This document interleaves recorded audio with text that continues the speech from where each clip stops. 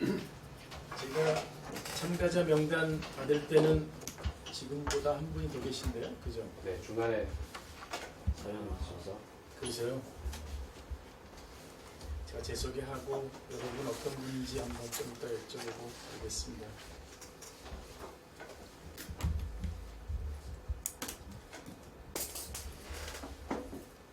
소개할 때 어디서부터 시작해야 될지 늘 그죠? 쑥스럽습니다. 이민자들은 소개할 때에 그 한국을 떠난 해부터 소개합니다. 그 독특하죠. 혹시 집사님 그런 경험 해보셨어요? 이민자 저는 언제 몇 년도에 여기 왔고요, 뭐 이런 식으로. 저는 98년도에 가가지고. 네, 뭐 이런 식으로 이렇게 소개하거든요. 그러니까 저는 그 지금은 이제 한국이니까 이게 어색하지만 이제 만약에 제 고향인 캐나다 토론토에서 제 소개를 한다 그러면 저는 87년도에 한국을 떠났고요. 뭐 이런 식으로 이렇게 소개합니다. 그러니까 이제 우리들은 그 이민자들은 그 마일스톤을 딱 세우는 것 같아요. 떠난 날짜. 아브라함도 떠난 날짜를 잘 기억했을 것 같아요. 내가 언제 부름받아서 언제 떠났고 뭐 이러면서. 여러분한테도 그런 그 마일스톤이 있으신지 있으시겠죠, 그죠? 87년도에 그 20대 중반쯤 됐는데 제가 그 미국으로 유학을 가서 거기서 이제 경영학 컴퓨터 공부하고 한국에 잠깐 들어왔다가 다시 그 미국 나갔다가 일하고 그 다음에 이제 캐나다 토론토로 이민을 가가지고 디아스포라로 이렇게 그 오랫동안 살았습니다. 그 이제 30년 넘었네요, 훌쩍. 그러니까 한국 안에서 산 것보다 이제 한국 밖에서 산 게 더 많아진 것 같아요. 그런 저의 정체성이 있고 위클리프 성경번역 선교회는 그 2003년에 제가 허입이 됐습니다. 그러니까 이제 한 16년 훌쩍 지났네요. 네. 늘 소개할 때마다 속으로 그럽니다. 어느덧. 네. 그 미국 본부에서 그 교회 미국 안에 캐나다 안에 있는 한인교회 선교 협력하는 일 하다가 그다음에 이제 국제본부에 소속돼 가지고 전 세계에 있는 한인교회들 이렇게 선교 훈련하는 일 돕다가 그다음에 이제 그 지난주에 여러분 만나셨던 권성찬 선교사님과 함께 아시아 태평양 지역 본부에서 이제 한인의 음물에서 건지시더니 이제 그 아시아와 태평양 지역에 있는 교회 그 선교 협력하는 일을 한 6년간 하도록 이렇게 해주셨고, 그다음에 이제 고향 가서 조금 쉬다가 2년 전에 그 포항으로 왔습니다. 그래서 포항에서 지금 살면서 이 GBT의 그 동원훈련부의 일원이지만 저는 인도본에 있지 않고 이제 포항에 있으면서 그 지역에 있는 교회들도 섬기는 일 하고 또 한동대학교하고 저희가 좀 특별한 관계가 있습니다. 그래서 그 한동대학교에서 강의하면서 좀 돕는 일도 하고 그렇게 지내고 있습니다. 아내가 같이 왔으면 좋겠는데 아내가 또 자기 밀린 일이 있다고 오늘 안 오겠다 그러더라고요. 그래서 제가 혹시 내 강의에 너무 식상했나? 뭐 이러면서 제가 조금 섭섭했는데 네, 아내랑 딸 둘, 손자 하나, 손녀 하나 이렇게 했습니다. 저에 대해서 이렇게 많이 아셨죠, 그죠? 네. 네, 손자는 지금 초등학교 들어갔으니까 이제 많이 그립습니다. 뉴저지에 있는데 1년에 한 번밖에 못 보니까 그 돈 내고 자랑하는 할아버지 할머니 마음들 알겠더라고요. 저도 좀 그런 입장입니다.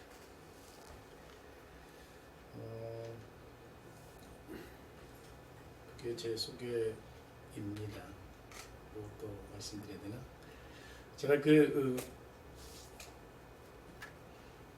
목감기 좀 걸렸고 그 다음에 이제 서울이 공기가 확실히 나쁘더라고요. 포항보다. 서울에서 며칠 머물면 목이 아프더라고요. 그래서 그 상태도 있고 또 그냥 서서 이렇게 쭉 나눔하는 것보다 그냥 얼굴 맞대고 이렇게 여러분에게 저도 좀 배우고 제가 또 생각했던 거 여러분에게 나누면서 이렇게 편안하게 하고 싶어가지고 이렇게 세팅을 이렇게 했습니다. 지난주에 또 이렇게 하셨다고요? 네. 권성찬 선교사님 이렇게 하셨다면서요? 그러셨나? 지난주에 일대 네. 무슨 말이에요? 혼자서 하시긴 하셨는데 네. 책상은 앞쪽으로 이렇게 공부 그렇게 하는. 그렇게 하셨다고? 네. 그분이 조금 저보다 더 올드 패션. 네.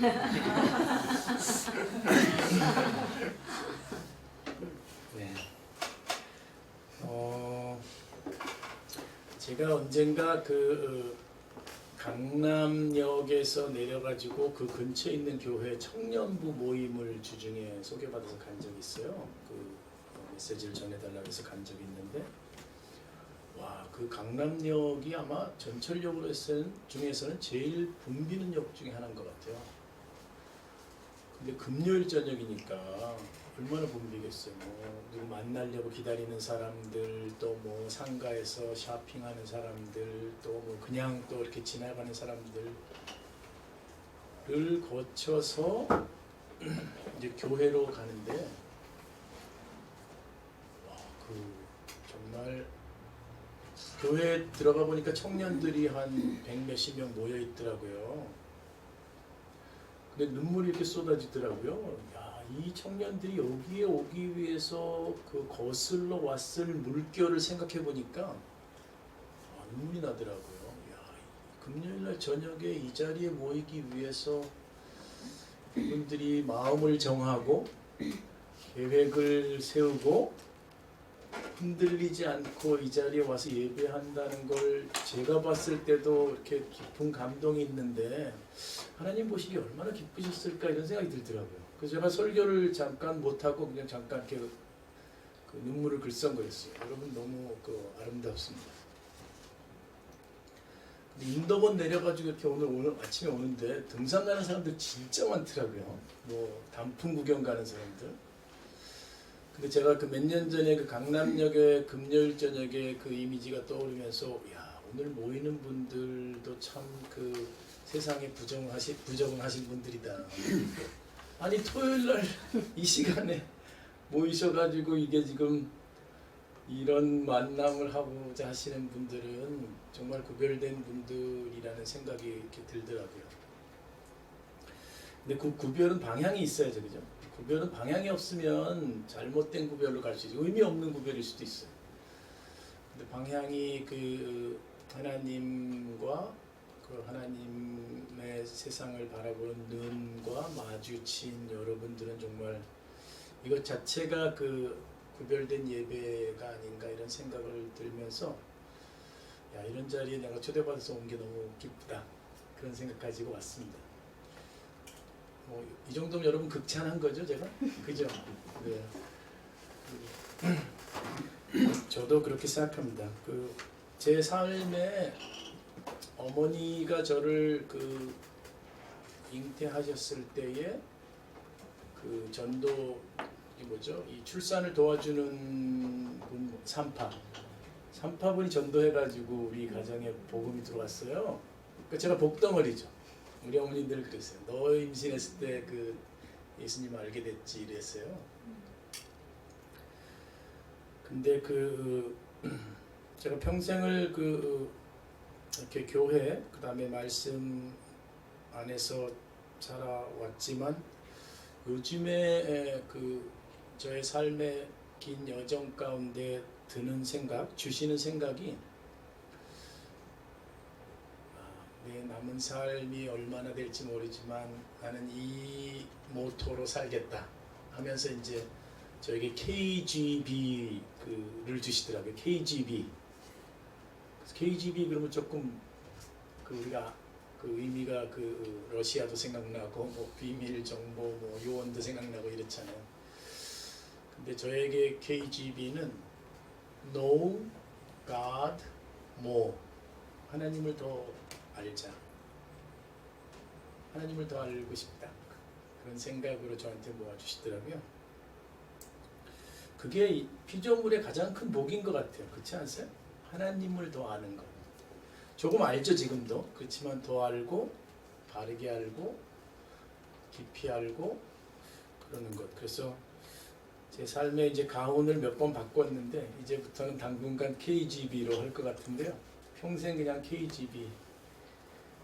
여러분도 그래서 이 KGB 과정 가운데 이 캠프를 하신다고 생각하시면 참 좋을 것 같아요.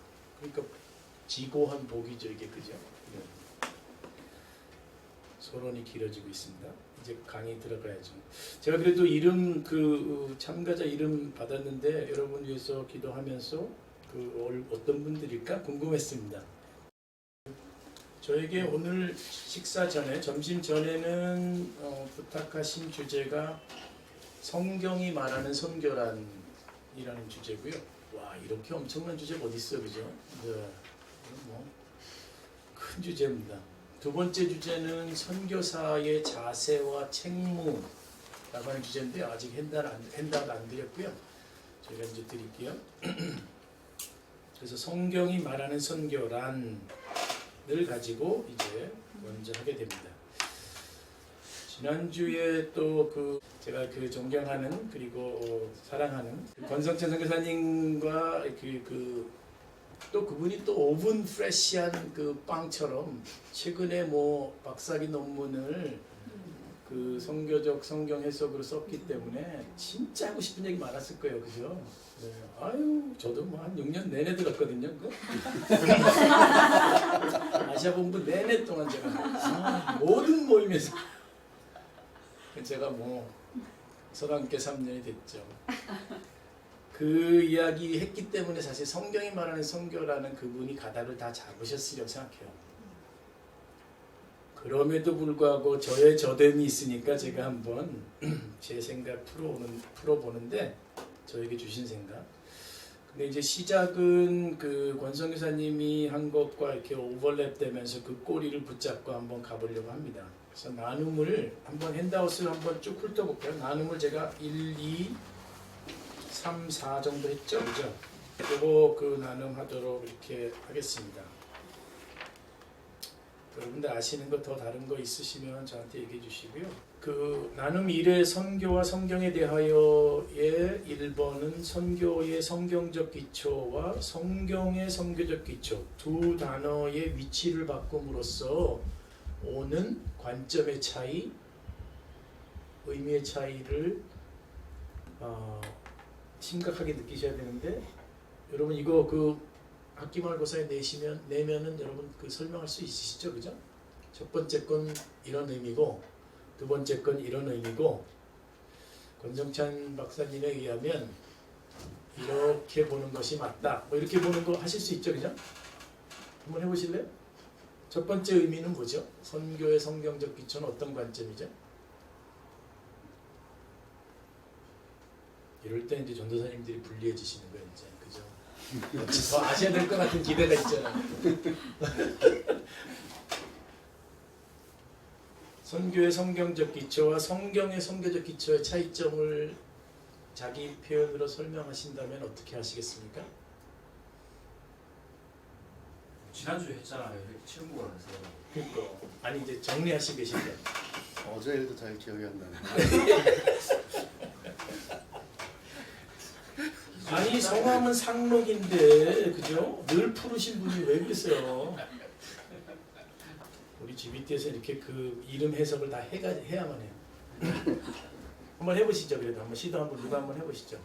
집사님 한번 해보실래요? 이상하게 집사님 제일 큰 형님으로서. 괜히 말 잘못 꺼내가지고. 그러니까 쉽게 예. 그러니까 선교를 그냥 하는 게 아니라 네. 성경에 바탕을 두고 한다는 게 이제 선교의 성경적 기초인 것 같고요. 예. 그리고 성경의 선교적 기초라는 부분은 성경이 이제 사실 얘기하고 싶은 게 많이 있지만 네. 그 중에 중요한 게 선교다. 예. 그 정도면 충분히 이해하신 걸로 간주가 되는데요. 네. 그래도 조금 더 보충하신다면요. 다른 분이. 제 생각에는 상록오빠도 잘했지만 그러니까 상록오빠도 잘했지만 그러니까 두 분이 해당되는 두 분이 한번 보충해 주신다면 오빠가 한 이야기를 보충한다면 어려우신가요? 이게 아직도 좀 어려우세요? 헷갈리세요? 전사님 두 분 한번 시도.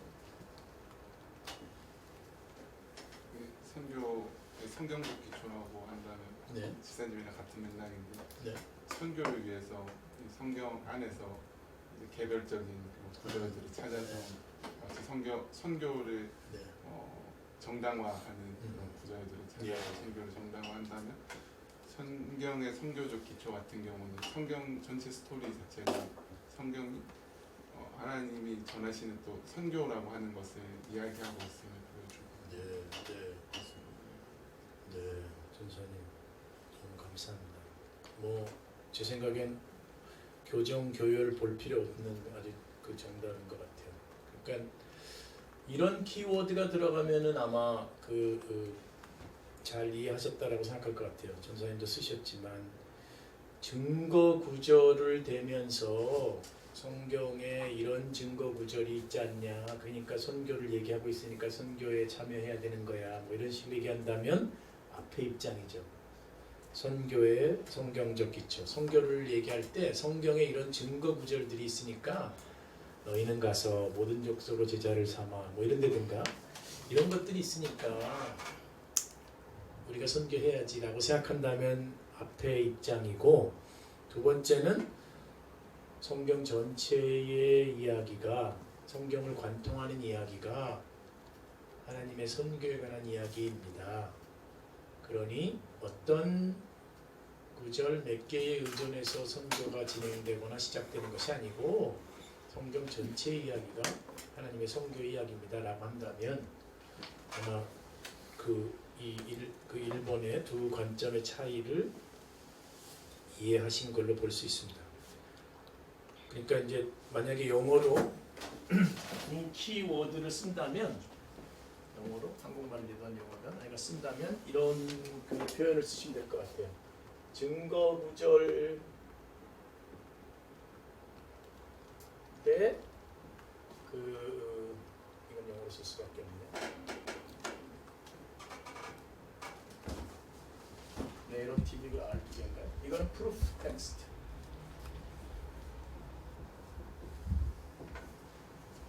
이런 식의 앞에 거는 이제 성경의 어떤 구절이 성경에 대해서 얘기합니다라고 보는 거, 그 증거를 대는 구절이란 말이죠. 두 번째는 전체 이야기가, 메타라고 하는 거는 이렇게 그랜드 이런 뜻이거든요. 이야기의 이야기를 모아보면 가장 궁극적인 이야기는 하나님의 선교에 관한 이야기입니다 라고 보는 거죠. 그러니까 요 관점으로 가시는 것이 적절합니다라고 하는 제시를 지난주에 하신 거고, 요번 주에도 하는 거고, 여러 이제 그 선교 신학자들이 하는 거죠. 이해되시죠? 이제 그런 식으로 이해하면 2번은 우리가 충분히 이해가 됩니다. 우리 돌아가면서 한 번씩 읽어볼까요? 선교적 성경 읽기 2번에는 제가 5가지 A, B, C, D, E까지 한번 읽어봐 주시겠어요? 전생 한번 시작해가지고 한 줄씩 읽어주시겠어요? 선교는 성경 이야기의 중심. 선교는 성경의 몇몇 구절을 근거를 두는 것이 아니라 성경의 중심 메시지로서 이해되어야 한다. 성경은 한 권의 책으로 읽어야 하며 그 중심 주제는 하나님의 선교이고 또한 하나님이 선교의 하나님이라는 것이다. 네. 그 다음에 2번은 성경 자체가 선교적 현상, 성경을 구성하는 모든 기록들 자체가 하나님의 선교의 결과물이며 동시에 증거이다. 이 말이 이해가 되십니까? 그 성경의 기록 전체가 선교의 결과물이다. 이거 좀 이해가 되세요? 이게 무슨 말일까요?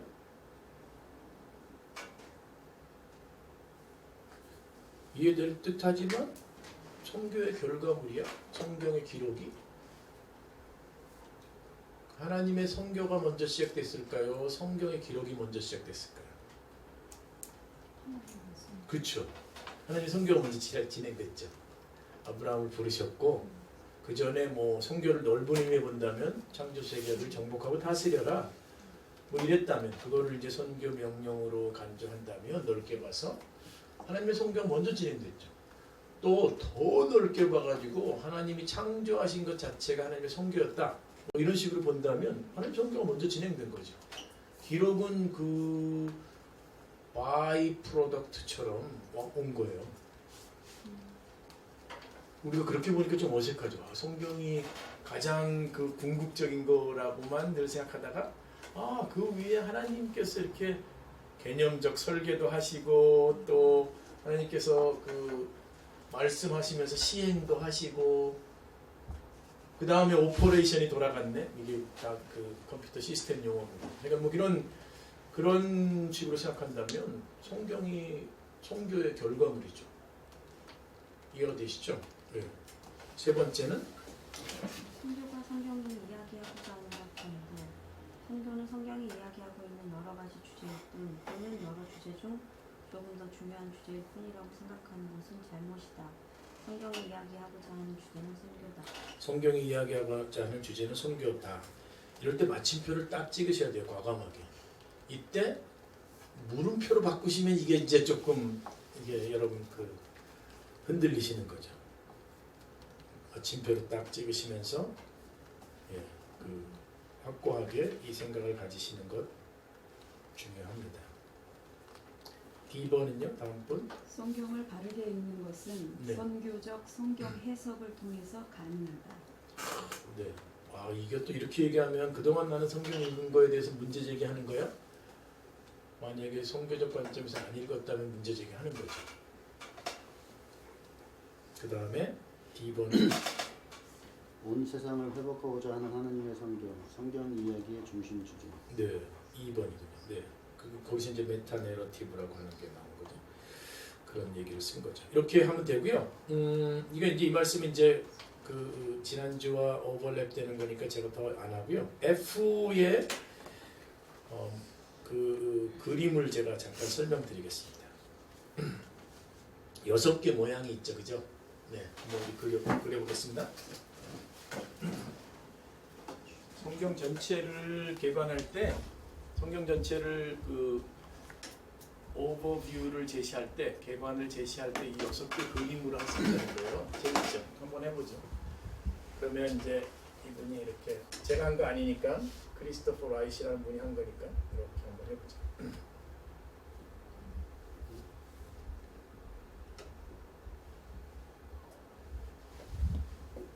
이렇게 한번 성경 전체를 해보겠습니다. 이게 이제 그 여러분이 한번 궁금해하시기 바랍니다. 이 그 하나님이 세상을 창조하시고 사람을 만드신 거로 이제 시작을 한다고 하는데 왜 삼각형을 그렸을까? 뭐 이것도 궁금하죠. 하나님께서 사람을 또 세상을 이렇게 창조하신 거죠. 근데 이제 이 화살표가 바닥으로 내려가는 거 보니까 이제 의미하는 바를 아시겠죠? 이 타락에 관한 얘기, 범죄, 타락. 근데 가만두지 않으시고 이제 하나님께서 구원하시는 역사를 진행하시는 거죠. 그러다가 이제 십자가가 그 서게 되고 구속이 계속되고 그 다음에 이제 여기서는 저 삼각형이 회복된 거죠, 그죠? 그러나 이제 그 하나님께서 이제 새 하늘과 새 땅, 그 다음에 새로워진 인류 이렇게 되는 거죠. 성경을 개관을 한다면 이렇게 6개 그림으로 했을 때에 오류나 생략된 부분이 있나요? 물론 이제 그 하이 레벨에서 한 거지만 어떻게 생각하세요? 그럴듯하죠, 그죠? 뭐 이렇게 개관해가지고 이것이 성경에 귀중한 사건들이 빠진 것 같죠. 어떤 분들은 그냥 이렇게, 어떤 분이 아니라 동일한 사람인데 이렇게도 얘기할 수 있어요. 이렇게 해가지고 뭐 하나님은 영속적으로 왔지만 어느 시점에 이제 창조가 있었고, 그 다음에 이제 타락이 있었고, 이제 구속이 있었고, 이게 이제 쭉 되다가 이제 새 하늘과 새 땅.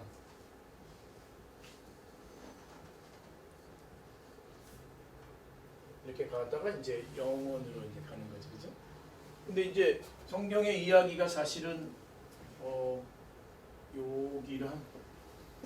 여기랑 이렇게 맞는 거죠. 요 부분이죠, 그죠? 이렇게 얘기할 수 있죠. 사실 성경의 대부분의 이야기는 하나님의 구원의 이야기죠. 그렇죠?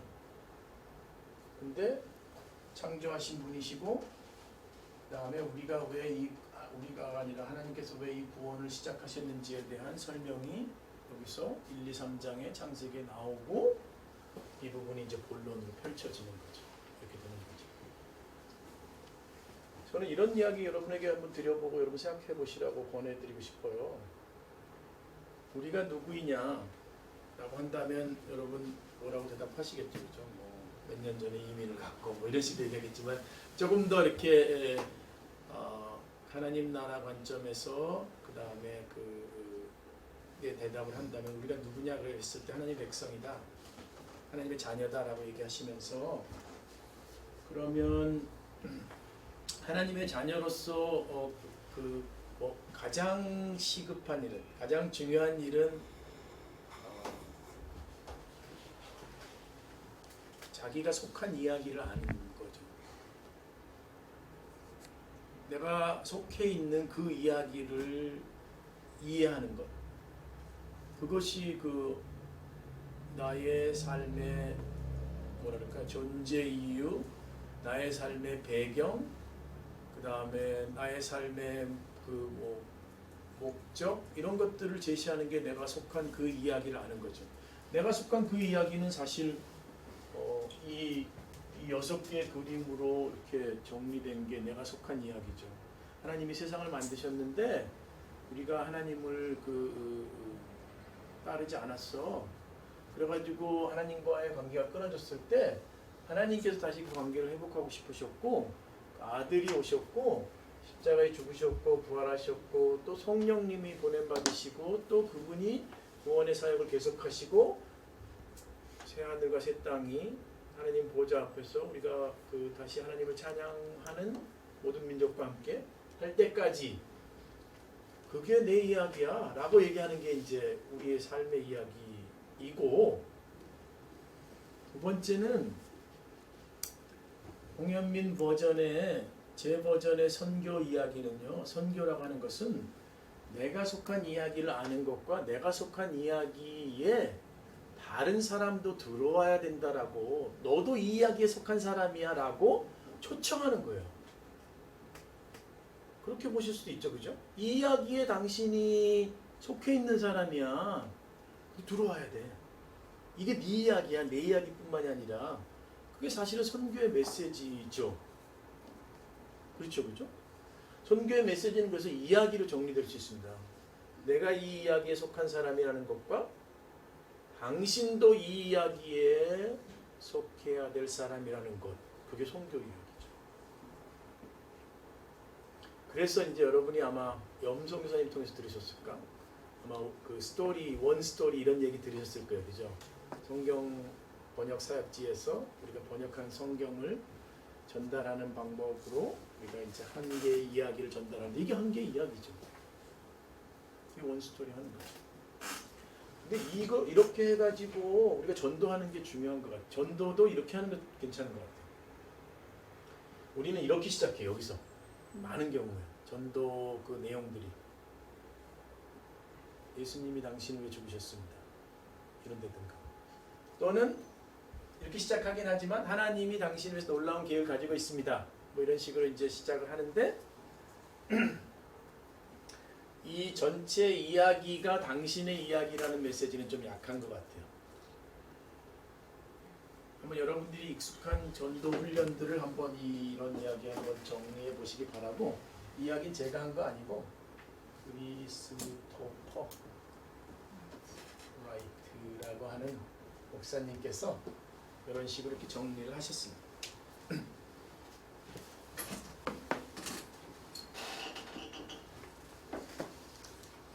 나눔 일은 여기까지인데요. 그래서 이제 오늘 주제가 성경이 말하는 선교란 그랬을 때 제게 제일 먼저 떠오르는 생각은 이거더라고요. 성경이 말하는 선교는 저 전체 이야기지 뭐. 그리고 그 안에 수없이 많은 이야기가 있지만 여러 믿음의 선배들의 이야기가 있지만 그 이야기는 다 저 이야기에 속해 있는 그런 이야기들이다. 제가 이런 비유를 좀 쓰는데 별로 많은 사람들이 감동 안 하더라고요. 그래도 저는 좋아서 그냥 계속 씁니다. 만약에 예를 들어서 요게 이제 비단이라고 칩시다. 비단. 100% 비단이에요. 이게 비단이면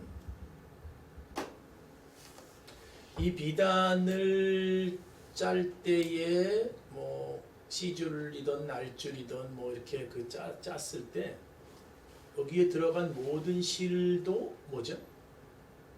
비단이에요. 100% 비단이에요. 그래야지만 이게 100% 비단이죠.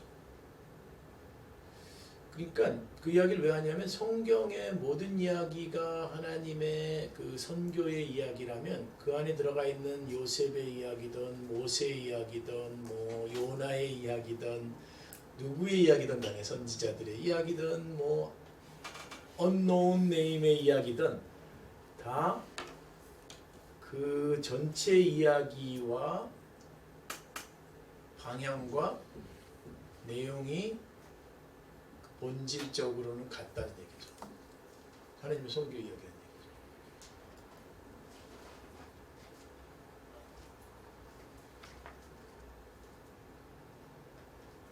러시아 말로 이해됩니까를 빠니마요 이렇게 물어보죠. 빠니마요. 네. 그럼 다 그러신 거잖아요. 이해되신대잖아요. 이해되시죠? 네. 이렇게 생각하시면 이제 첫 번째 부분. 혹시 질문 있어요? 아니면 불만 있어요? 마음에 안 드는 거 혹시 있으시면? 집사님 괜찮으세요? 네. 네. 오케이. 그러면 지난주에 다 한 건데 제가 또 길게 해서 죄송하고 두 번째로 가보죠.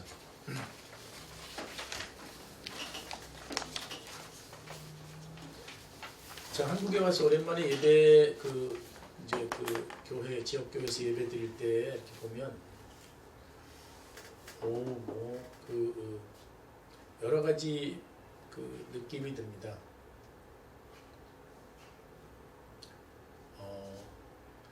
정말 새로운 그 와인 스킨이 뭐죠? 와인 스킨. 새로운 부대, 새 부대. 새 부대의 그 예배를 이렇게 부은 그런 그 교회들도 많고 아주 그 오래된 묵은 부대에 그대로 붙고 있는 교회들도 많고 그렇더라고요. 근데 제가 조금 불만이 있다면 많은 교회의 찬양이 곧바로 사람의 필요로 들어가더라고요. 제가 좀 놀래요. 뭐 연약하다, 우리는 넘어졌다, 뭐 이런 찬양으로 바로 들어가더라고요. 하나님이 뭐 그런 찬양도 받으시겠지만 하소연 찬양 전에 우리가 해야 될 찬양이 있을 것 같은데 이런 생각이 좀 들어요. 그렇죠? 이게 우리가 뭐 그 이대 앞에 무슨 뭐 타로 점집이 온 거 아니잖아요, 우리가. 그러니까 우리가 그 삶을 하소연하기 전에 하나님께 드려야 될 찬양이 있다면 하나님 되심을 높여드리는 그런 찬양이 반드시 있었다고 생각하거든요, 저는. 근데 그 많은 경우에 청년들이 특히 그렇더라고요. 하소연으로 바로 넘어가더라고요. 그래서 제가 좀 그 마음이 아파요. 왜 이렇게 됐을까? 근데 이제 미국 캐나다도 그런 성향이 없는 건 아니지만 적긴 하더라고요. 저는 미국 캐나다 가서 예배 드릴 때 영어권에서 예배 드릴 때 보면 예배가 이렇게 추상적인 뭐 이런 생각이 들 때도 있어요, 사실은요. 너무 이렇게 그 하소연과는 관계없는 막 높으신 하나님, 위대하신 하나님, 뭐 영광의 하나님 막 이런 식으로 하니까 내 얘기는 언제 해? 뭐 이런 생각이 들 때도 있어요, 사실은요. 여기 오니까 내 얘기로 주로하고 그 하나님에 대한 이름을 높이는 거에 대한 거 너무 인색한 걸 보고 이게 참 그 차이가 많이 있구나 이런 생각이 들어요. 제가 이제 나눔 두 번째가 제목이 하나님의 영광과 선교잖아요. 우리 선교 이야기할 때 인간의 하소연 쪽으로 많이 가요. 여러분 한번 생각해 보시기 바랍니다. 그 말씀이 없어가지고 기갈에 빠진 백성들, 복음이 들어가지 못하니까 환경까지도 엉망진창이 된 불쌍한 민족들, 뭐 이런 것들에 대한 거 많이 얘기하잖아요. 근데 그것이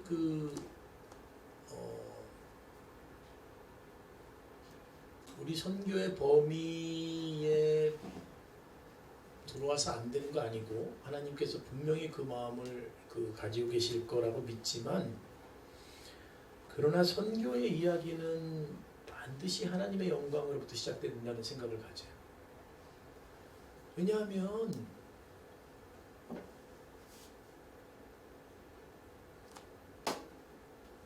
하나님께서 그 영광을 이렇게 드러내셨고 창조 세계에 이렇게를 통해서 연장하셨고 비추셨고, 그러신 이유는 또 다시 그 나눠주신 영광을 하나님께서 다시 이렇게 창조 세계를 통해서 받으시고자 하는 그런 의도 가운데 한 것이 분명한데, 성경이 이렇게 얘기하니까 우리는 그 하나님의 영광의 이야기에서라기보다는 한 몇 스텝을 빠르게 패스트 포워딩 해가지고 삶의 필요, 우리의 현재 상태 이런 쪽에서 이야기를 하는 것 아닌가라는 생각을 갖게 돼요.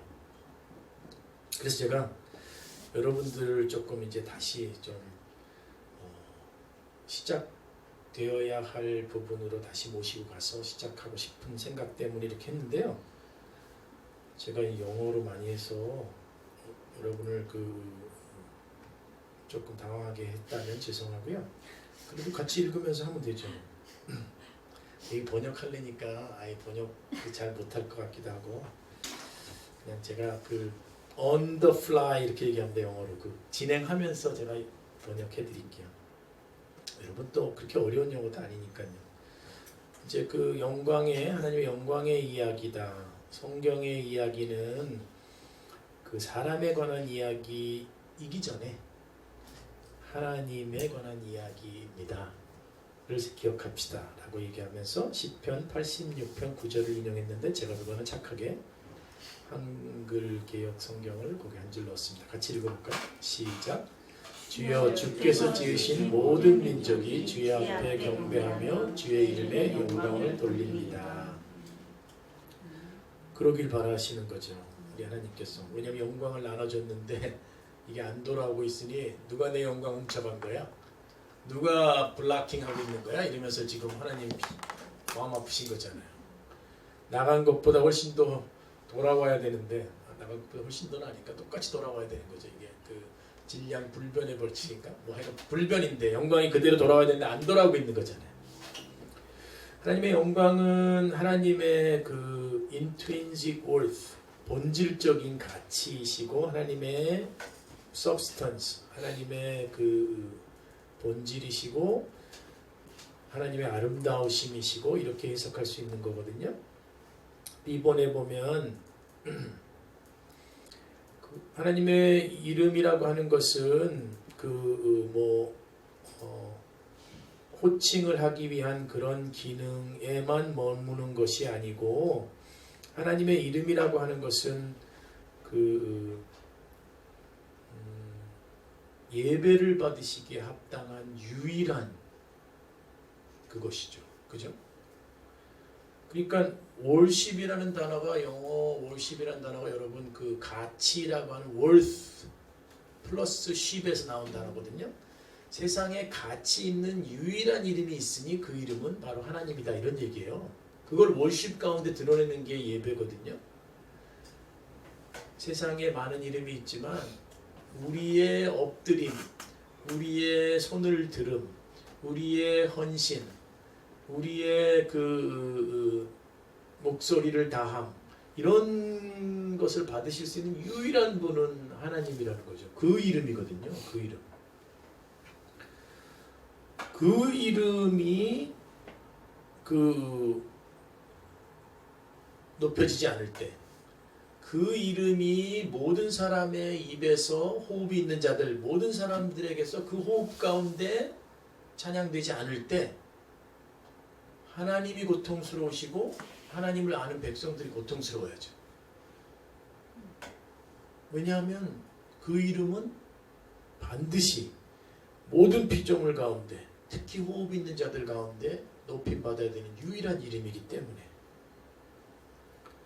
그래서 이번에 제가 이렇게 썼습니다. Ultimate value of salvation, 구원의 궁극적인 가치는 is not in what we are saved from, 우리가 무엇으로부터 구원받았느냐에 있는 것이 아니라 it is what we are saved for, 무엇을 위하여 구원받았느냐에 있습니다. 우리는 정말 많은 경우에 무엇으로부터 구원받았느냐에 대해서 굉장히 우리의 관심이 많은 부분을 쏟는 것 같아요. 그런데 하나님의 성경을 잘 보면 우리 무엇을 위하여 구원받았느냐가 중요한 거예요. 그렇죠? 무엇으로부터와 무엇을 위하여가 같이 가야 되죠. 물론. 그러나 무엇으로부터에만 머무는 것은 너무나 안타까운 얘기라는 얘기죠. 그래서 하다못해 이렇게까지 표현해요. 마치 구원을 얘기할 때 예수 그리스도를 구주로 고백하시면 구원을 받습니다 라고 얘기하면 그 즉시 곡괭이를 하나 들고 지하 통로를 파는 것 같아요.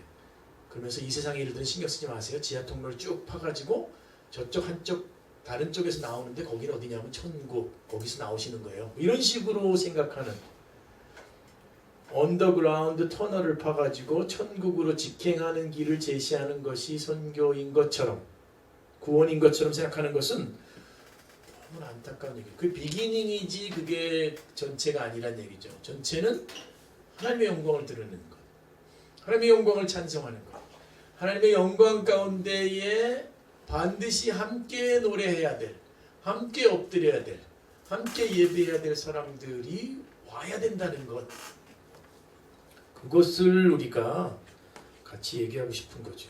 그죠? 그래서 여러분 그 영광에 관한 이야기 중에서는 그 로마자 2번에 있는 거를 기억하시면 좋겠습니다. 하나님의 영광의 양방향, Double Direction of God's Glory. 하나님의 영광은 우리에게 이렇게 계시되고 그분의 영광은 그분에게 다시 이렇게 돌아가야 되는, 나가고 돌아가야 되는 건데 그게 지금 이 선순환이 안 되고 있다는 얘기죠. 그렇기 때문에 우리가 이 선교를 이야기하는 거니까 그 하나님의 선교를 이야기할 때 제 마음에 들었던 생각은 하나님의 영광이죠. 하나님의 영광.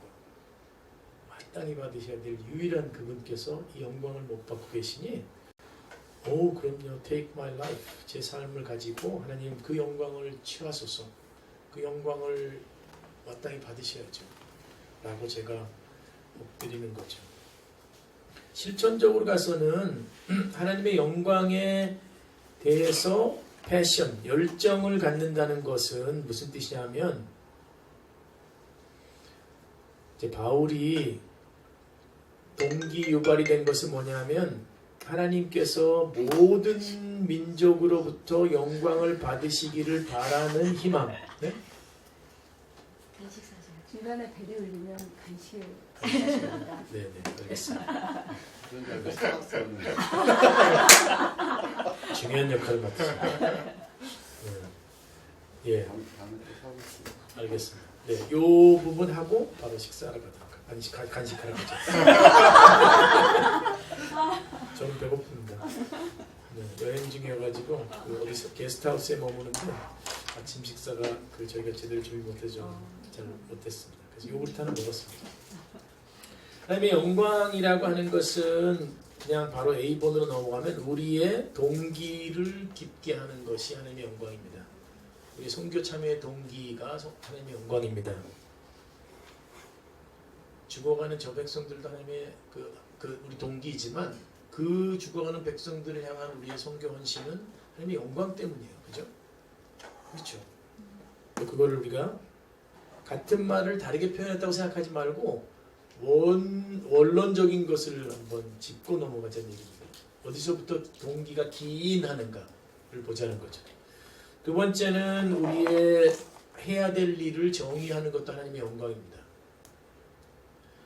이야기는 뭐냐면 결과 중심이 아닐 수도 있다는 얘기예요. 왜냐하면 모든 과정 가운데 하나님의 영광이 드러나야 된다는 얘기입니다.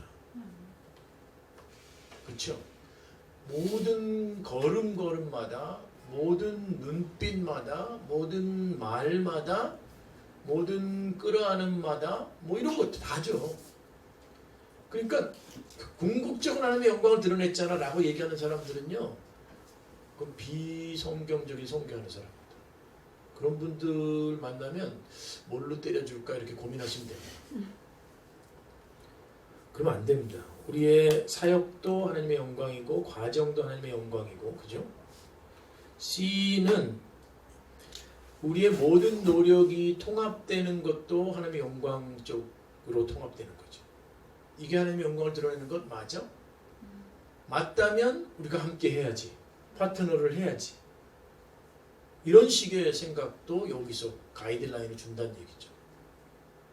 근데 이제 하나님의 실천적으로 가서 이제 하나님의 영광이냐 아니냐 뭐 해석하는 데서 이제 이견을 달리할 수 있지만, 저는 하나님과의 정직한 대화 가운데는 알 수 있을 것 같아요. 그렇지 않으세요? 여러분 살아보면 하나님과 정직하게 대화하면 내 속에 이런 못된 게 있구나 이런 거 알죠, 그죠? 근데 모른 척하는 거잖아요. 우리가 아닌 척하고 고집 부리고 우기고 이러는 거잖아요. 네. 이사야서 56장 6절 7절은 왜 써놨을까? 이거요. 그 다음에 있는, 여러분 그 나의 집은, 내 집은 만민이 기도하는 집이다, 이런 성경 말씀 익숙하시죠, 그죠? 내 집은 만민이 기도하는 집이다. 우리 전도사님 두 분 쉬시면서 내 집은 만민이 기도하는 집이다 원문이 뭘로 되어 있나 한번 찾아봐 주시기.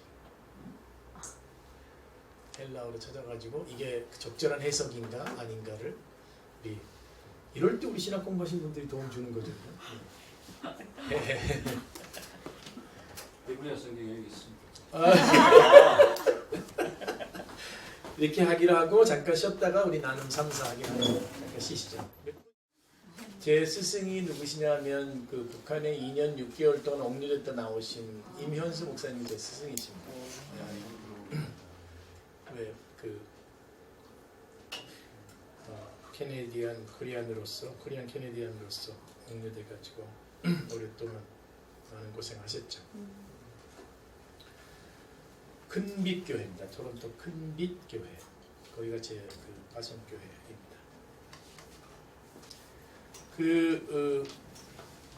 나눔 두 번째의 끝자락에 제가 익숙한 성경 구절을 하나 인용하면서 조금 설명하고 싶었습니다. 나눔하고 싶었습니다. 마가복음 11장 17절이잖아요, 그죠?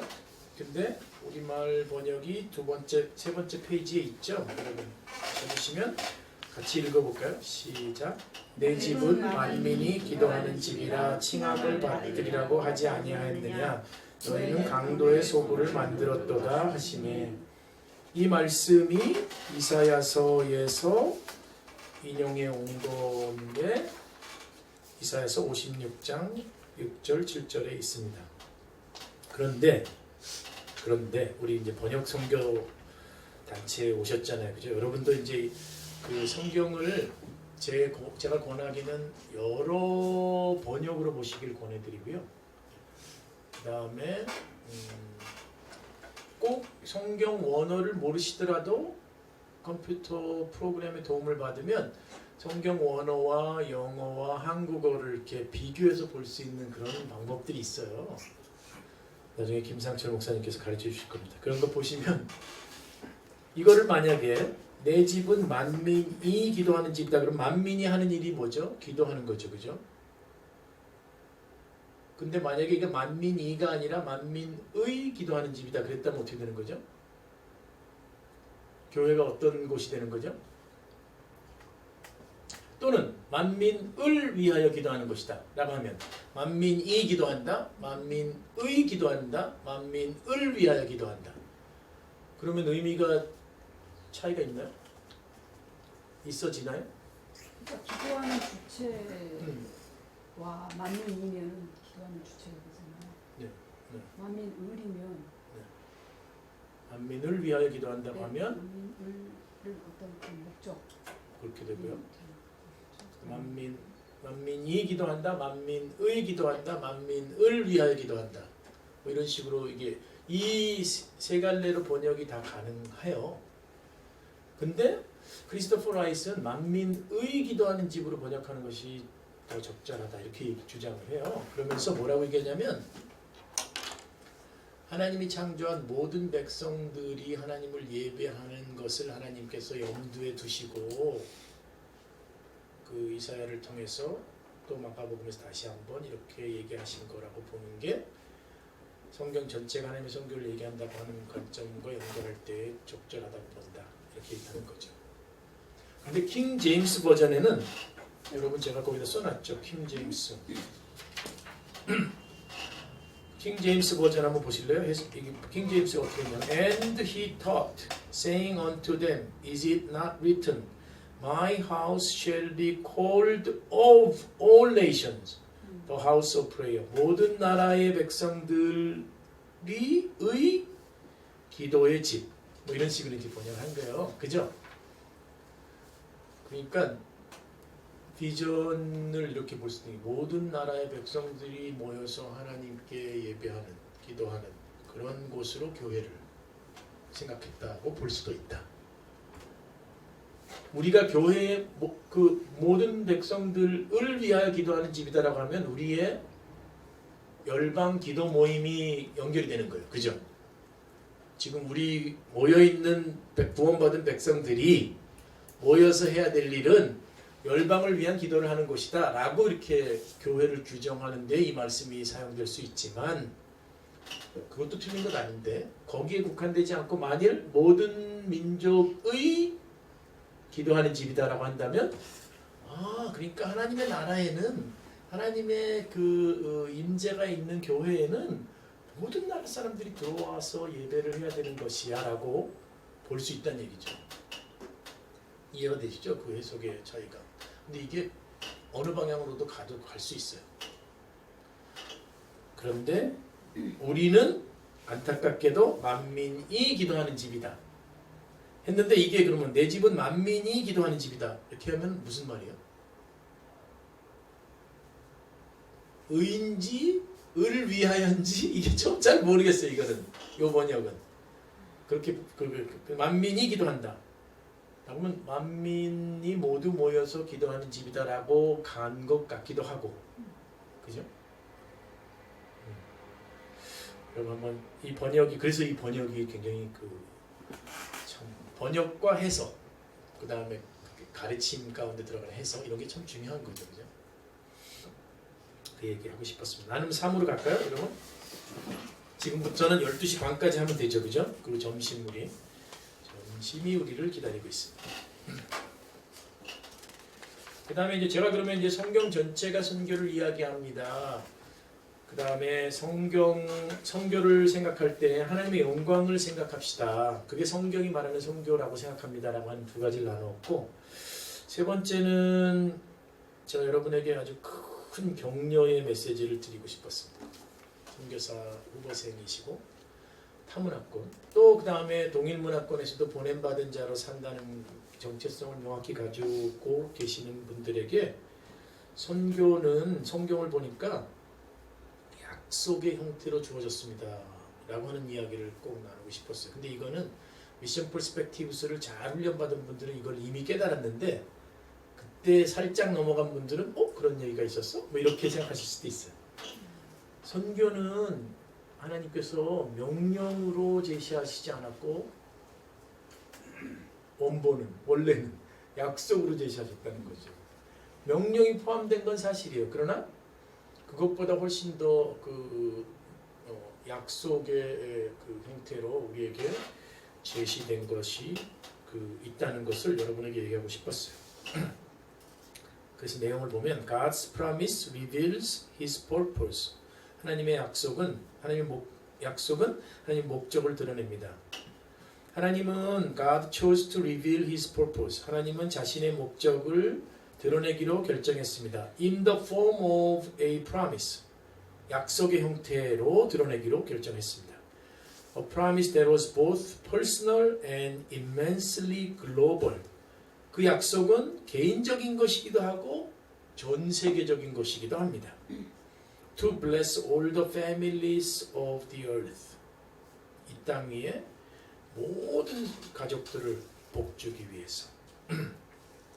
1번에 보면 하나님의 약속은 not as a direct imperative command.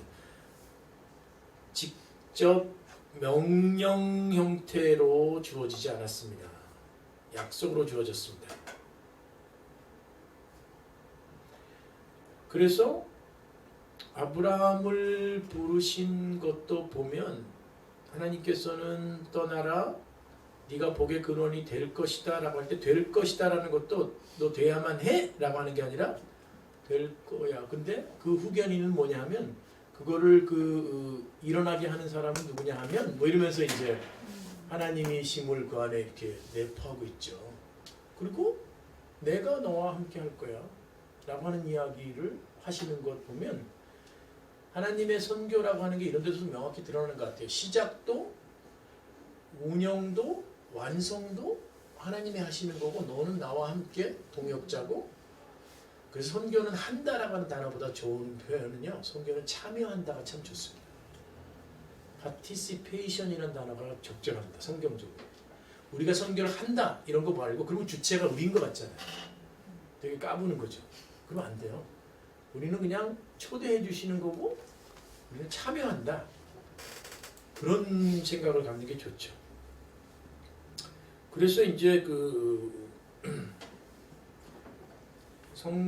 그리고 이제 뭐 우리가 그 대위임령이라고 하는 마태복음 28장을 봐도 그 하늘과 땅의 모든 권세를 내게 주셨으니라고 하면서 하늘과 땅의 모든 권세를 가지신 분께서 이렇게 하라라고 하고 내가 너희와 항상 함께 할게라고 하는 얘기는 네가 앞서가봐 내가 너 잘하나 못하나 볼게 이런 건 아니죠, 그죠? 그런 게 아니시죠. 하나님은 그렇게 그 선교를 행하시는 분이 아니시라는 것을 우리가 알았으면 하는 생각이 듭니다. 3번에 그래서 하나님의 약속이 하나님이 선교의 하나님임을 드러냅니다. 라는 얘기는 하나님의 선교라고 하는 것, 그분의 선교라고 하는 것을 하나님이 한 번도 잊어버리신 적이 없기 때문에 여러분들이 오해하지 마십시오. 내가 하는 것 아닙니다. 그분이 하시는 거고 우리는 그분의 약속이 이루어질 것을 신뢰하고 그분의 약속이기 때문에 자신감을 가지고 이렇게 우리는 이 길을 가는 겁니다. 이런 생각을 드는 거죠. 또 뭐 이런 얘기도 들 수 있어요. 하나님이 부르시면 저는 이런 생각합니다. 제가 이제 그 코스타니 뭐 이런 청년 집회 많이 가가지고 제가 맡은 부분은 선교사기 때문에 또 동원 선교사기 때문에 이제 그 선교 헌신자 그 시간을 제가 헌신의 시간을 많이 이제 인도하게 되죠. 근데 저는 그리스도인으로 살면 다 선교 헌신자라고 생각하기 때문에 저는 굉장히 폭넓은 선교 헌신을 이렇게 초청하거든요. 근데 이제 협의의 선교 헌신을 이렇게 부탁하는 경우가 많잖아요. 몇 년 내에, 몇 년 이상, 몇 개월 이상 뭐 이런 식으로 초청하는 경우가 많이 있잖아요. 그러면 이제 그 앞부분에 설명 제대로 안 듣고 그냥 손 듣고 뭐 평생 죄책감에 사는 사람도 많잖아요. 이렇게. 저는 이제 그런 얘기 합니다. 우리가 선교사이기 전에 그리스도인이고 또 이 말은 잘 들으셔야 되는데 그리스도인이기 전에 우리는 하나님이 만드신 백성입니다. 이 세 가지가 다 중요해요. 우린 그 선교사이기 전에 그리스도인이면 그리스도인으로서 하나님의 도를 하나님의 세상 가운데서 행하는 것이 선교적 삶이죠. 그죠? 그렇지 않습니까? 우리가 공적 광장에서 하나님의 부탁하신 것들을 삶 속에서 실천하면서 사는 것. 그런데 그 실천을 늘 실패하기 때문에 하나님의 은혜를 구하는 것. 그게 그 선교적 삶이죠.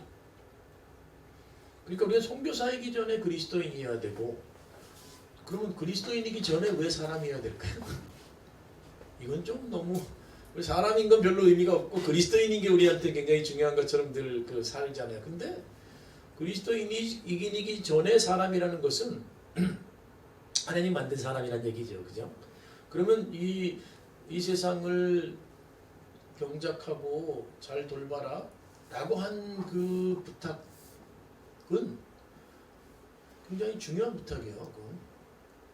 한국의 이 참새들이 씨가 말라가고 온 산천이 그 신음하고 있고 강들이 다 뭐 그 4대강인지 뭔지 뭐 이런 것 때문에 막 죽고 있는데 내게는 그것이 기도 제목도 아니고 우리 교회에게는 아무런 그것이 그 프로젝트화 될 내용들이 아니라면 우리는 사실 하나님이 창조한 인간 맞나? 이런 생각도 들어요.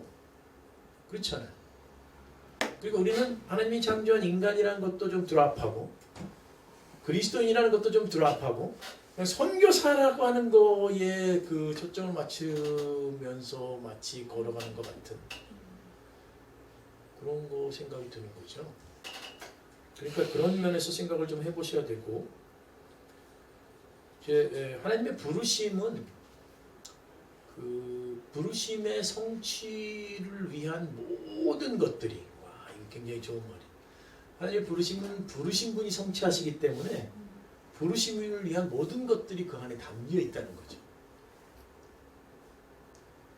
이게 허드슨 테일러가 얘기한 믿음 선교의 요체이고 하나님의 부르심의 요체입니다. 그러니까 선교사로 부름받았음을 부담스러워하는 분은 부르신 분의 이야기 성품을 잘 이해 못한 것 같아요. 제 생각에. 이거는 감격스러운 일이고 정말 펄펄 뛸 일이고 엎드려서 엉엉 울 일이고 야, 내 존재감이 드디어 창조주로부터 확인됐다라고 하고 기뻐할 일이죠. 전혀 부담스러워하실 일이 아니에요. 물론 이제 사회적인 순교도 겪어야 되고 뭐 등등등이 있기 때문에 그런 마음이 들 수 있지만 그 부르심이 어디로부터 기인했는가를 생각해 보면 이거 약속이네. 아 현민이를 통해서 그렇게 하시겠다는 약속이네. 라고 본다면 왜 우리가 뭐 주저, 망설임, 고민 뭐 등등등 이렇게 할 수 있을까요? 제가 한 16년 동안 선교사를 돌보는 멘토링하는 일을 해왔다면 교회 협력과 더불어서 제가 만약에 그 직접 선교사로 가도록 도운 분들 한 10가정 정도 되는 것 같아요. 와, 1년에 한 가정도 못했어요. 그러니까. 이 농사치고는 진짜 이렇게 흉작이 있을 수 있는가 생각하는데 꼭 그렇진 않아요. 그 10가정이 너무나 귀하니까. 근데 여러분 한번 제가 만난 수백 가정이 있어요. 선교사 후보라고 자기에게 부르심이 있다. 나는 그렇게 가고 싶다라고 하는 분들. 근데 그 수백 가정과의 지난 16년 동안의 나눔을 보면 약속으로 하나님 불러주셨다고 하는 생각이 약하다는 생각이 참 많이 들어요.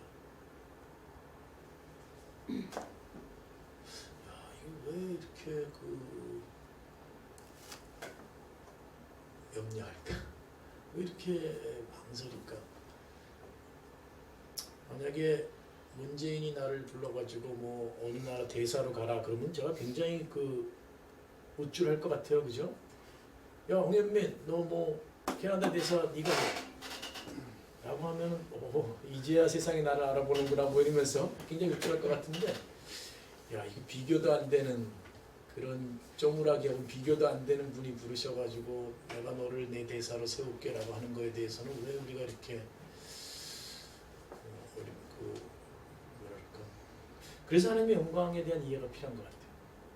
하나님이 얼마나 크신 분인지 하나님이 얼마나 능력 있으신 분인지 하나님이 얼마나 나를 사랑하시는지 하나님의 부르심 가운데 모든 것들이 다 들어가 있다는 것에 대한 것을 저는 뭐 그냥 쉽게 생각하는 겁니다. 그냥 베드로를 야 베드로 일로 걸어와봐. come. 딱 그랬어요. 예수님이 딱 한마디 했어요. 영어로 했다면 그렇게 했을 거예요. come. 그랬더니 배 밖에 기어 나와가지고 걸어오는 거예요. 자, 1번. 베드로는 원래 무리를 걸을 수 있었다. 2번. 베드로는 그 명령이 임했을 때, 명령이 약속으로 임했을 때 걷는 능력이 부여됐다. 그럼 당연히 2번이죠. 그죠? 그러니까 그 부르심감이 약속으로 임했다는 게 그런 데서 증명돼요. 네가 걸을 수 있어. 그런 거죠. 그러니까 우리가 그런 단순하면서도 심오한 그 믿음을 우리가 좀 다져나가는 것 참 필요하다는 생각이 들어요. 그래서 3번이고요. 그게요. 격려가 좀 되십니까? 이것 때문에 더 부담스러우세요? 그거는 부르심이 약속인 거는 네. 알겠는데 그것이 나와 네. 가장 밀접하게 네. 어느 누구는 확실하게 뭐 기도를 통해서 나를 부르셨다 이런 그런 거를 받았는데 나는 뭐 어떤 그런 확실한 예. 뭔가가 아무것도 예. 없다라고 느껴질 때 그건 아마 이제 저랑 이제 그 회를 몇 번 먹으면서 이제 얘기를 해보면서 풀어가 보죠. 근데 나를 부르셨다는 데 대한 확신이 어떤 거냐, 뭐 이런 등등을 좀 얘기해 보시면 될 것 같은데, 네, 알겠습니다. 이 말씀하셨는지 같이 거기 좀 제가 쏩니다. 영수증은 우리 팀장님이 해결해 주실 거고, 제가 우리 김상철 교사님 팀원입니다. 제가 그 별로 컨트리뷰션 못하는 팀원이지만 그래도 simplest thing is the most profound thing. 생텍쥐베리 그 어린 왕자에 나오는 얘기입니다. 단순한 것이 가장 심오한 것이다. 그 말은 뭐냐면 단순한 진리가 가장 심오한 진리입니다. 그 말은 부르심은 하나님께로부터 온다 라고 하는 게 단순하잖아요. 근데 그게 심오하다는 거죠. 우리 삶 가운데 그 부르심이 하나님께로부터 약속으로 온다라고 하는 것을 놓지 않는다면 여러분을 따라서 수많은 사람들이 여러분의 길을 갈 겁니다.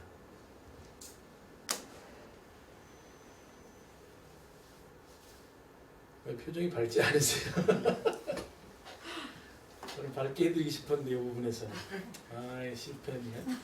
하나님이여 말씀하시옵소서. 나는 사러 갑니다. 우리 점심 전에 착한 강사가 되고 싶습니다. 선교 프로토타입.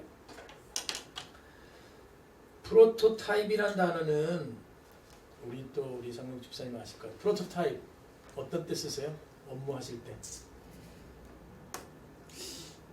이게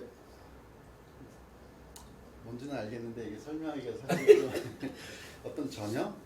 그렇죠. 예. 원형 맞아요. 원형, 예, 전형. 예.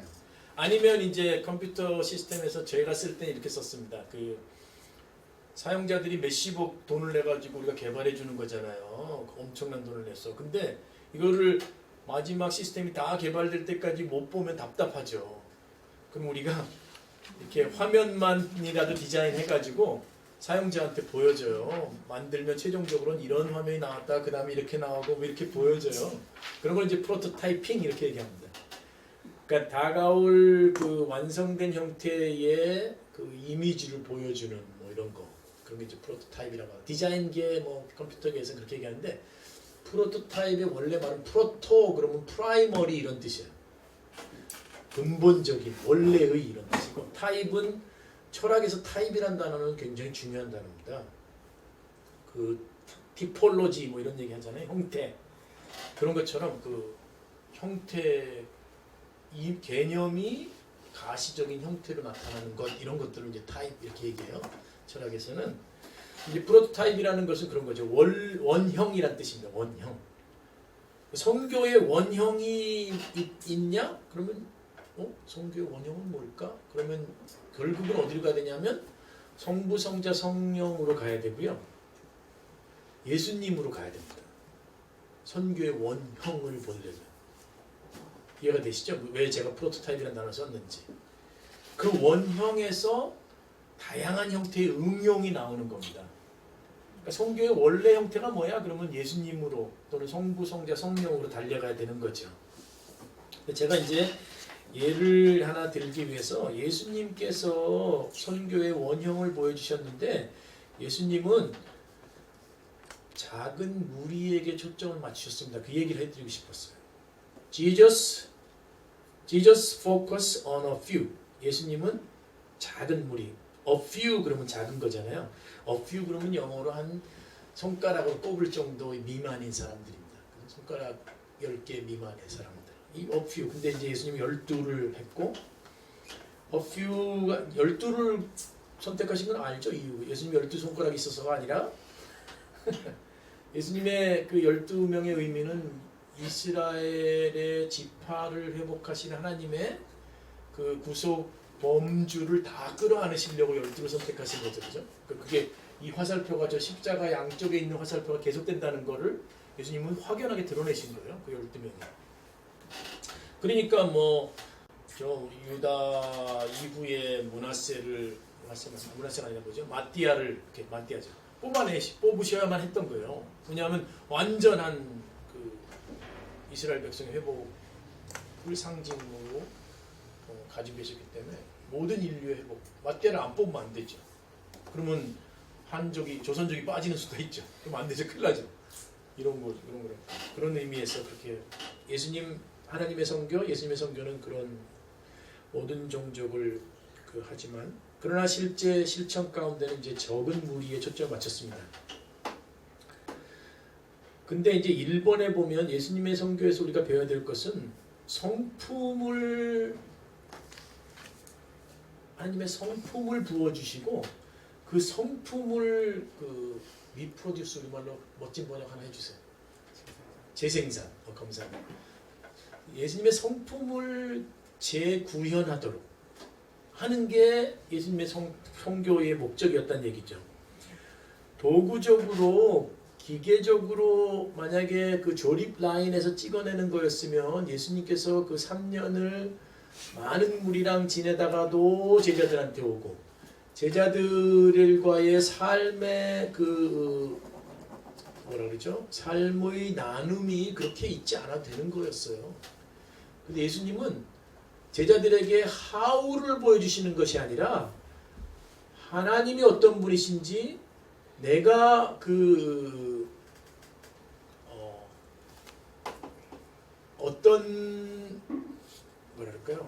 하나님의 선교를 어떻게 이해하고 있는지를 이 제자들에게 보여주고 싶으신 기간이 필요했던 거죠. 그러니까 우리의 선교는 성경 말씀에 보면 하나님의 성품에 참여하는 자 그런 표현 있잖아요. 멋진 표현이죠, 그죠? 와, 이렇게 타락한 저에게 하나님의 성품에 참여하는 자로 세우시고자 하는 것이 하나님의 계획이라고 한다면 우리의 선교도 하나님의 성품을 참여하는. 그렇기 때문에 그 성품을 제가 받은 대로 저를 따르는 사람들에게 부어준다라고 하는 것은 이건 굉장히 우리가 non-negotiable한 포커스해야 된다는 얘기죠. 바울도 그러니까 디도에게 내 삶을 너에게 부어준다는 표현을 하잖아요. 그죠? 근데 여러분 한번 생각해 보십시오. 우리가 삶을 부어주는 사람이 삶 속에 별로 없어요. 한국 교회 안에 급격하게 사라진 그 용어가 있다면 제자들이에요. 안 쓰잖아요. 여러분에게 제가 백지를 드리면서 여러분의 스승의 이름을 써보십시오. 그럼 여러분 좀 쓸 거예요. 그죠? 저도 뭐 이면수 목사님, 뭐 이경섭 장로님 몇몇 스승을 쓸 것 같아요. 삶으로서 저에게 그리스도의 성품을 부어줬던 분들. 우리는 답을 좀 쓸 수 있는데 여러분에게 또 다른 백지를 드리면서 여러분을 스승으로 생각할 사람을 써보십시오라고 하면 세상에서 받아본 질문 중에서 가장 어려운 질문이 되는 거예요. 답이 없는. 내 삶을 부어주는 사람이 없는 시대가 됐어요. 부어준다는 걸 아주 쉽게 설명하면 자주 만나야 돼요. 어떻게 자주 안 만나고선 부어주겠어요? 누구한테 뭐를. 그러니까 우리 이상훈 사장님 자주 만나는 분들이 제자일 가능성이 높습니다. 제자 후보로 하나님께서 붙여주신 회사에서 만나시는 이런 분들이 다 이 제자일 가능성이 높습니다. 왜냐하면 그 빈도가 있으니까. 빈도가 중요하죠. 그 다음에 나누는 대화도 중요하고 그 다음에 그 삶을 디스플레이 해주는 것 중요하고, 그렇죠? 근데 우리 안에 이 제자가 없는 삶을 산다는 것은 이게 좀 선교사로 가느냐 마느냐는 좀 놔두고 그리스도인이냐 아니냐에 이제 그 다시 점검을 해봐야 되는 거일 수도 있습니다. 성경은 하나님의 성품에 참여하는 자에 대한 생각을 얘기하는 것 생각하면서 우리가 예수님이 왜 몇 사람에게 초점을 맞췄냐? 그 하나님의 성품을 빌드업하기 위해서 그랬던 거 아니냐? 그 다음에 이제 그것이 선교 구조가 돼야 된다. 하나님의 성품을 담는 자들, 예수 그리스도의 가신 길을 따라가는 자들을 만드는 구조를 우리가 다져나가는 것, 그 거푸집을 짜는 것이 우리의 선교의 활동입니다 라고 하는 것을 생각하자는 거죠. 그러니까 여러분, 대위임령 너희는 가서 모든 족속으로 제자를 삼아 세례를 주고 내가 너희에게 가르쳐 지키게 한 모든 것들을 가르쳐 지키게 하라라고 할 때에 주동사가 뭐예요? 거기 동사가 여러 개 있잖아요. 메인 볼브가 뭐냐고 물어보면 답은 제자 삼다. 다른 것들은 다 제자를 삼기 위해서 수반돼야 되는 활동들이 가르쳐야 되고 지키게 해야 되고 세례를 줘야 되고 가야 되고 제자 삼는 게. 근데 그 간다는 걸 자꾸 이렇게 타문화권으로만 볼 것이 아니라 모든 보내시는 곳으로 봐야 되죠. 그래서 네 번째 나눔은 선교의 원형이 있다면 성품을, 그리스도의 성품을 부어주시려고 했던 그분, 그 성품을 배우기를 바랬던 그 예수님의 그 선교를 우리가 배워야 합니다. 그러니까 이런 말 하는 건 진짜 비성경적이에요. 반성경적이에요. 나를 보고 신앙생활 하지 마세요. 이런 말 하는 건 진짜 나쁜 얘기예요. 하나님 보고 신앙생활 하세요. 그건 뭐 겸손하니까 내의 실패를 인정하는 것, 그런 측면에서 할 수 있는 얘기지만 사람들은 하나님을 따르며 사람을 보고 신앙생활 합니다. 그렇지 않으면 교회를 뭐하러 세웠겠어요. 그죠? 그러니까 이런 것들을 우리가 잘 생각하시면 좋겠습니다.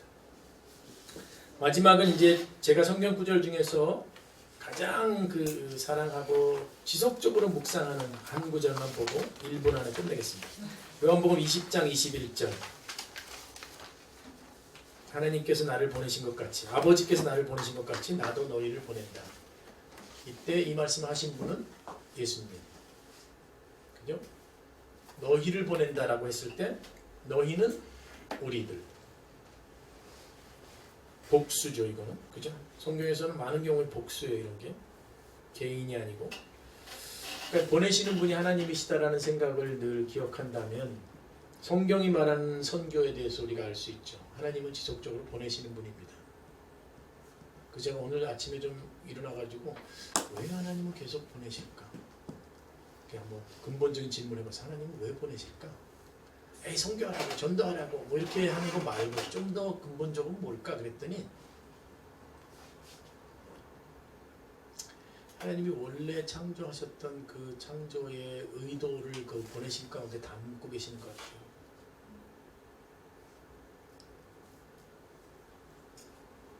그럼 이제 궁금한 거죠. 하나님은 원래 창조하실 때 뭘 담고 계셨을까? 아마 제 생각엔 most probably 그 성부와 성자와 성령의 넘치는 사랑을 담고 계셨을 것 같아요.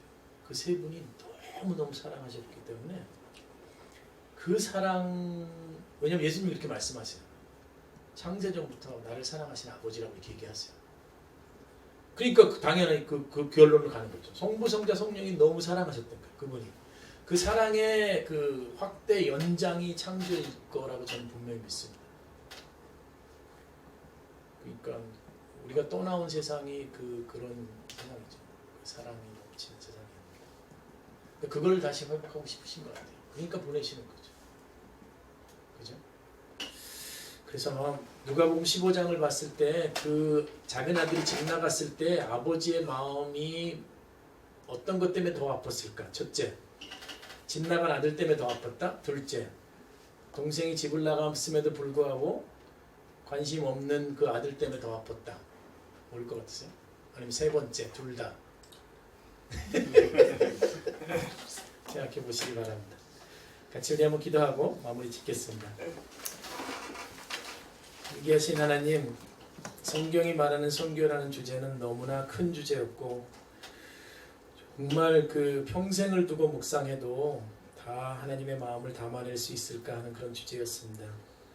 그럼에도 불구하고 이 작고 작은 저에게 생각해 주신 것들을 모아서 우리 친구들에게 전달했습니다. 하나님, 이분들에게 이게 묵상의 좋은 씨앗이 될 수 있도록 도와주십시오. 그리고 하나님을 보는 맑은 눈을 얻는 그런 데 도움이 되는 그런 나눔이 될 수 있도록 도와주시옵소서. 이제 우리 점심을 대합니다. 하나님, 주신 음식도 맛있게 먹고 또 오후에 계속되는 묵상 가운데 하나님을 더 드러내 주십시오. 네, 저희도 그게 소원입니다. 하나님을 더 알고 싶습니다. 그 알미 우리의 삶 전체를 변화하게 하시고 하나님 보좌로부터 흘러나온 말이 다시 헛되이 돌아가는 적이 없다는 그 약속의 말씀이 우리 삶 가운데서도 이 공동체 안에서도 실현되는 것을 보게 하여 주시옵소서. 예수님의 이름으로 기도합니다. 아멘.